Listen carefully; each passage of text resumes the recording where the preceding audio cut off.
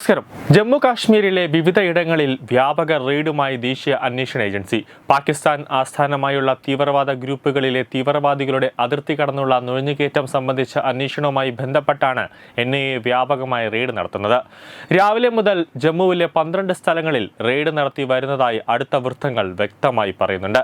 ലഷ്കർ-ഇ-തൊയ്ബ, ജെയ്ഷെ-ഇ-മുഹമ്മദ് എന്നീ സംഘടനകളിൽ നിന്നുള്ള സജീവ ഭീകരർ അന്താരാഷ്ട്ര അതിർത്തിയിലൂടെയും നിയന്ത്രണ രേഖയിലൂടെയും ഇന്ത്യൻ പ്രദേശത്തേക്ക് നുഴഞ്ഞു കയറിയതിനെ കുറിച്ചുള്ള വിവരങ്ങളുടെ അടിസ്ഥാനത്തിൽ കഴിഞ്ഞ ഒക്ടോബർ 24-ന് കേന്ദ്ര അന്വേഷണ ഏജൻസി കേസ് രജിസ്റ്റർ ചെയ്തിരുന്നു.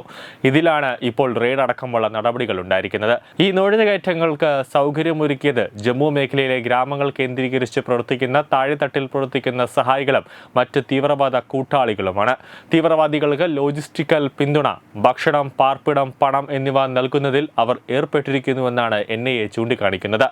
നടപടികളുടെ ഭാഗമായി ഇത്തരം സംഘടനകളുടെ പിന്തുണക്കാരുമായും അതിലെ അംഗങ്ങളുമായും ബന്ധപ്പെട്ട സ്ഥലങ്ങൾ അധികൃതർ പരിശോധിക്കുന്നുണ്ട്.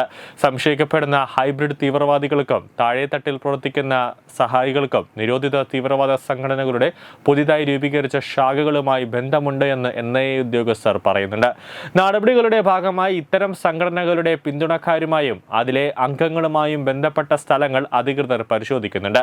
സംശയിക്കപ്പെടുന്ന ഹൈബ്രിഡ് തീവ്രവാദികൾക്കും താഴെത്തട്ടിൽ പ്രവർത്തിക്കുന്ന സഹായികൾക്കും നിരോധിത തീവ്രവാദ സംഘടനകളുമായി പുതിയതായി രൂപീകരിച്ച ശാഖകളുമായി ഏത് തരത്തിലുള്ള ബന്ധമാണ് എന്ന് NIA ഉദ്യോഗസ്ഥർ ഇപ്പോൾ അന്വേഷിക്കുകയാണ്. ഈ വർഷം ഇതുവരെ ജമ്മു കാശ്മീരുമായി ബന്ധപ്പെട്ട് നടന്ന 3 സുരക്ഷാ അവലോകന യോഗങ്ങളിലും കേന്ദ്ര ആഭ്യന്തരമന്ത്രി അമിത്ഷാ തീവ്രവാദത്തോട് ഒരു വിട്ടുവീഴ്ചയും കാണിക്കരുതെന്നും തീവ്രവാദ സംഘടനകളുടെയും അവയുടെ ധനസഹായികളുടെയും അവർക്ക് വേണ്ടി താഴെത്തട്ടിൽ പ്രവർത്തിക്കുന്നവരുടെയും ആവാസ വ്യവസ്ഥ തകർക്കണമെന്ന് ആവശ്യപ്പെട്ടിരുന്നു.